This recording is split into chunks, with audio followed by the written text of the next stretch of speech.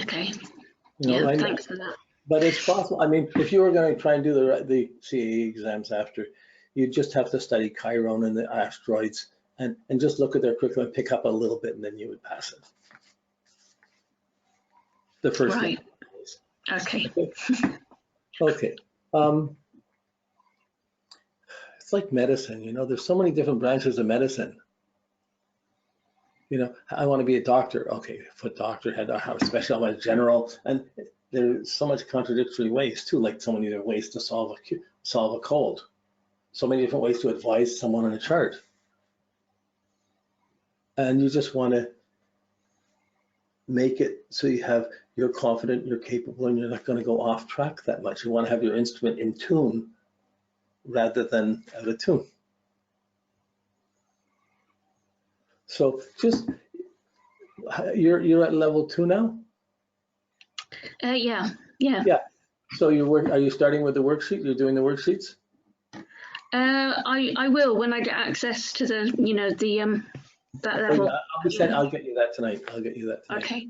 Yeah. Yeah, thank you.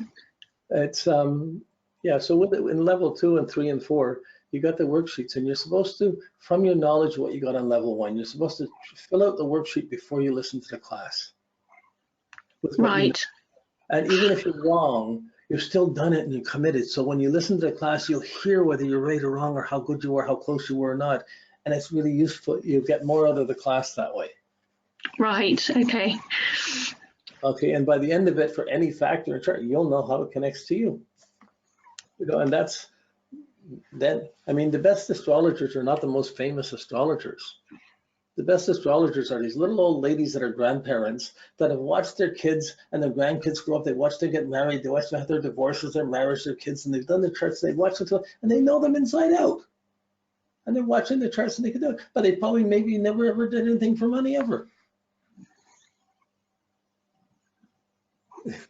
So what's good is there's a vast standard.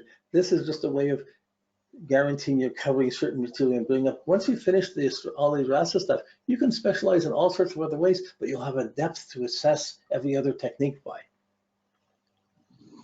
That's great. Okay. Lovely. Thanks very much. Okay, thanks. I'm going to disconnect you now from the speaker. Okay. And now, for some reason, Paula, are you there? I'm here. Yeah, I don't think I had a question from you. I did send one in. Okay, I've lost it. So, what was your question? Basically, I was just wondering, in all your years of teaching and doing charts and everything, have you ever come across anybody that basically disagreed with you in what you were saying with regards to their chart? Or like, for example, you know, you're doing a chart for somebody and you're telling them, okay, like, you know, this is what it's telling me based on, you know, where the planets are and all that, and they're just disagreeing with you and they say, no, I'm not like that at all. Yes, that can happen. Yeah? Yeah, you can either be exactly on or exactly opposite. Okay. Because someone can be in touch with themselves, or someone could be negating their real confidence. Okay.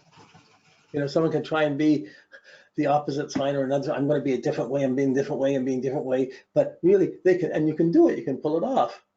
But you're not going to be happy by pulling that off. Okay, so it's almost like they're not living to their true potential by negating it. So you have to double check. Then you say, okay, sometimes if a time's wrong or you got the wrong day, you double check things just to make sure you've got the right chart. But this is why, with working with our 5 levels at the beginning, you've done your chart and you've done each level and you know how you're connected to it. So you know how everyone else is connected to it, and you know that it's true. So the minute someone says they're not like that, you're going to stop for a second and say, look, what are they doing? How come they're not being themselves?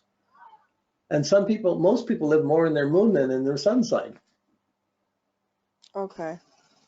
We're busy with family, with home, and we're living like this. This is who I am, and they don't build up their confidence or sun as if it's that important. Okay.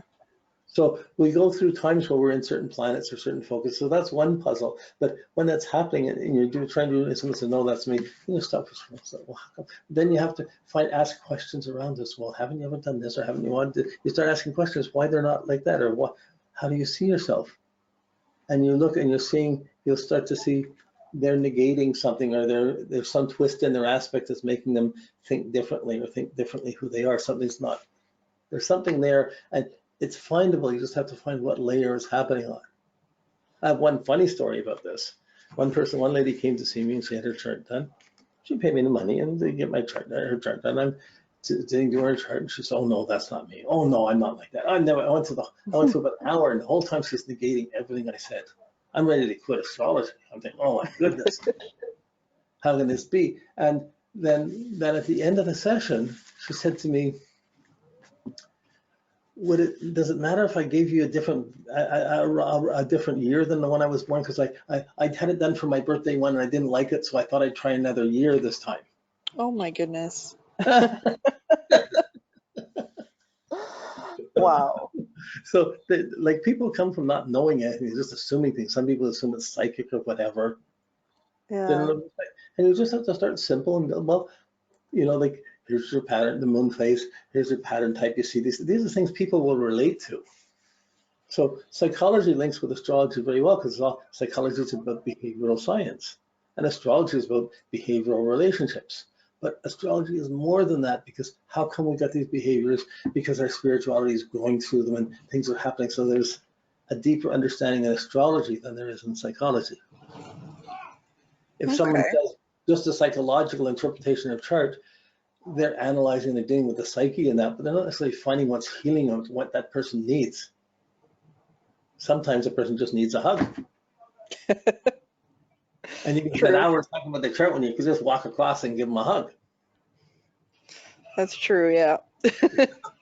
So the process of how we're trying to teach this, you keep it personal, you keep it for you, you just go through it, you make it yours, and it's going to naturally spin off to other people. By the time you get to level 5 and you start putting together, you're gonna go through the first level. You're gonna work on your worksheets for yourself, but you're gonna be watching 5 or 6 other people that the family, just because you know their charts and you're curious. I'm starting to think that this level 5 is a big theme here. No, it's a turning point, because once you get the foundation solid and you understand the natal chart, then we can start moving. Then everything starts moving after you're born. The world doesn't stop. You got in, and then when you start getting transits, you start seeing when things happen. It's the same thing. Will still be in signs and houses, but they're only there for a shorter period of time. Whereas your natal chart, you have for your whole lifetime. Okay.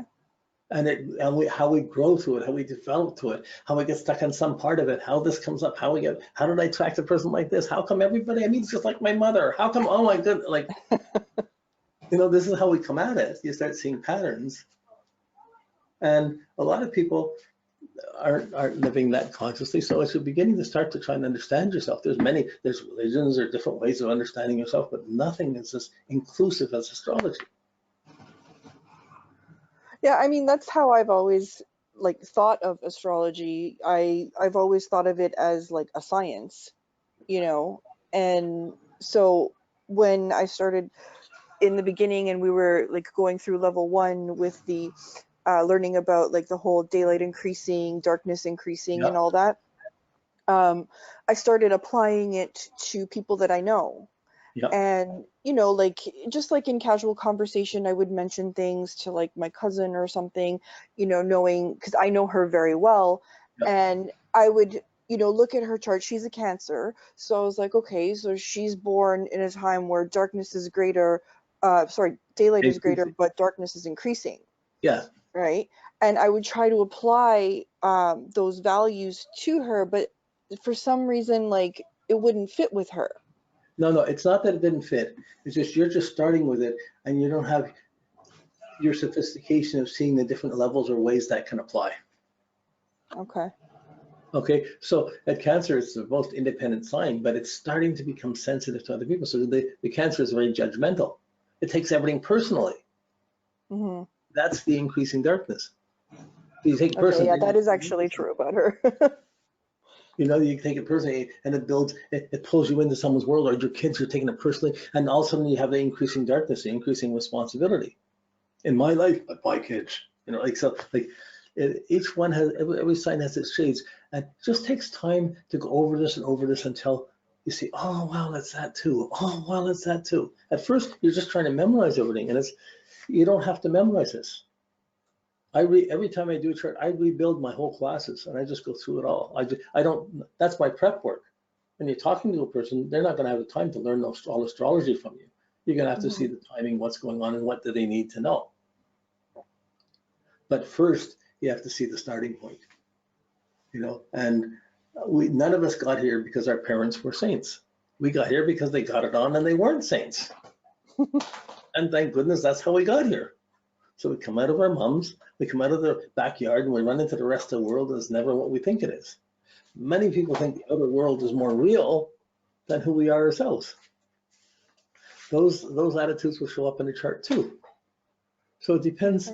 As you develop your questions, as you develop yourself, you'll begin to see how you are, and you say, oh, I'm this way. That's why they're like that. They're not like this. But until you can get that personal connection, it's going to be hard to always have the exact handle on reaching someone else. Like, they're not studying it, so you're trying to, but what you did was the correct thing to do. That's what you have to get experience trying to do that.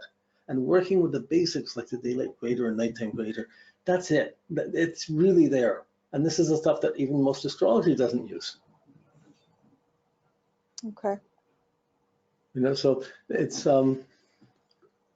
yeah, the light and the So, darkness. like, I mean, the point where I'm at right now, like, I'm still in level 1. Like, I'm basically, like, I'm literally, like, laying the foundation down, and just, like, you know, like, I shouldn't be expected to, like, know how to build a chart right now, or, No, you know you're what I mean? learning the alphabet.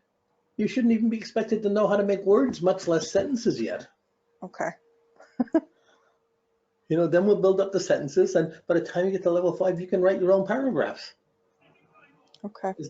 It's different degrees of literacy.